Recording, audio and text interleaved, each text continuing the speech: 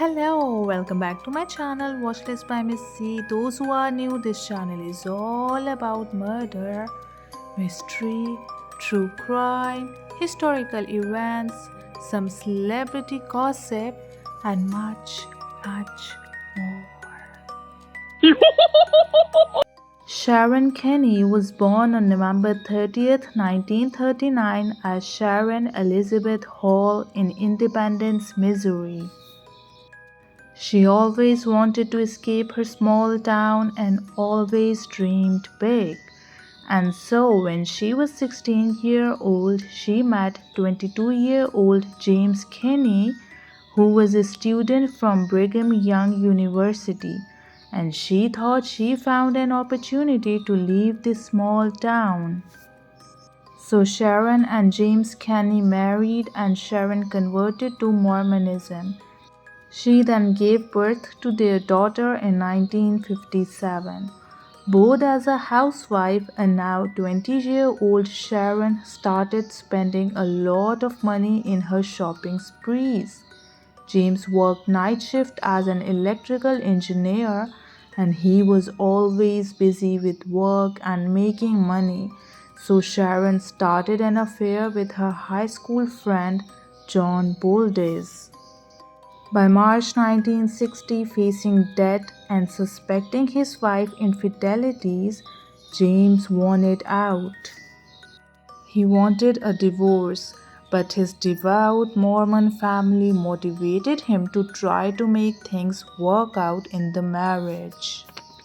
On March 19, 1960, Sharon found her husband dead and called the police. She claimed that she was in the bathroom around 5:30 p.m. when she heard a gunshot from their bedroom. When she went there, she saw that James, who was taking a nap, was dead. He was shot in the back of the head with a .22 caliber pistol held by their own 2.5-year-old daughter. Sharon told the police officers that her husband often let their daughter play with his guns, and it was confirmed by his friends and family too. There was no point to suspect Sharon and her story, so the investigators believed her. Sharon Kinne received her husband's life insurance policy of $230,000.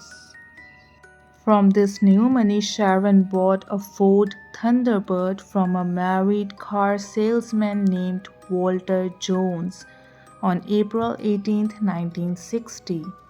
Sharon started a brief affair with Jones, but then Jones ended this relationship when he found out that Sharon was pregnant. Then Jones' wife Patricia went missing on May 26th. Allegedly, Sharon called Patricia and told about Jones's affair and asked Patricia to meet, and she agreed, but then she never went home. Jones filed a missing persons report and learned that Patricia had been dropped off to meet with an unknown woman. The woman was seen waiting in a car, wearing a headscarf and large sunglasses.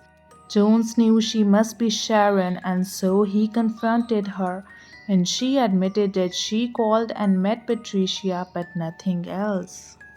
Now going back to John Boldes, remember Sharon's high school friend and ex-lover?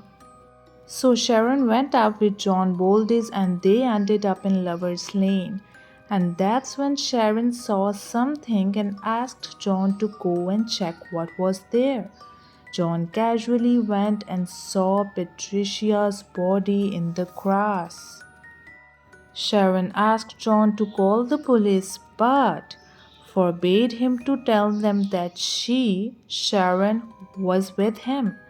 But John didn't hide this from police and told them that Sharon was the one who pointed out to the Patricia's body. Patricia was killed by 4 shots to her head, stomach, and shoulders by a .22 caliber pistol.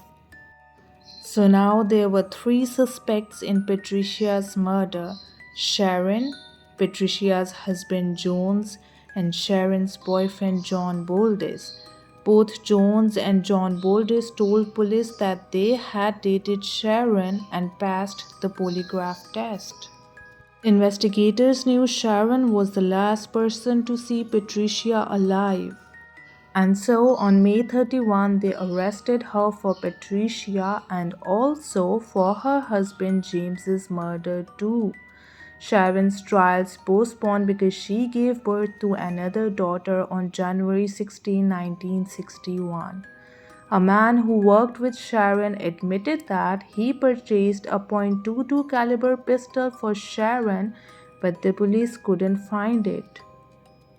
In June 1961, the all-male jury acquitted Sharon in Patricia's murder, and even one jury member also asked Sharon to give him an autograph. But in the trial of her husband's death, Sharon was found guilty and sentenced to life on January 11, 1962. Because John Boldis claimed that before James's death, Sharon asked John to kill James for $1,000, but of course Jones took it as a joke. But then in 1963, the court ordered a new trial, and then Sharon was bailed out on $25,000 bond. She then went to Mexico and changed her name to Jeanette Polies. Although she wasn't allowed to leave US and she did, so she became a wanted felon.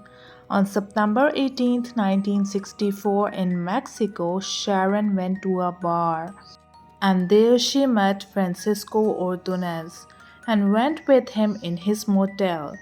She shot him twice in his chest, and when a motel employee came to the room after hearing gunshots, she shot and injured him too. Sharon claimed that she did this in self defense, but according to the Mexican police, she tried to rob Francisco and it was a robbery gone wrong. Sharon allegedly told a US embassy official that she had shot men before and got away with it. Police also found the .22 caliber pistol, which they thought might be the murder weapon in Patricia's murder case. Sharon was nicknamed as La Pistolera, the gunfighter, when she was convicted of Francisco's murder. She was sentenced to 13 years in Iztapalapa Women's Prison. One day, on December 7, 1969, she missed a routine evening roll call. When she missed the night's roll call too, her absence was noted, and then an unusual blackout occurred at the prison around that time, and officials took hours to report Sharon's missing to the police. This Sharon lady definitely had deep roots. So search for Sharon was conducted, but she was never located and heard from again. Sharon Kinne now holds the longest outstanding arrest warrant for murder in the history of Kansas City, Missouri. Like, comment, subscribe, and share with your friends and family. Thank you.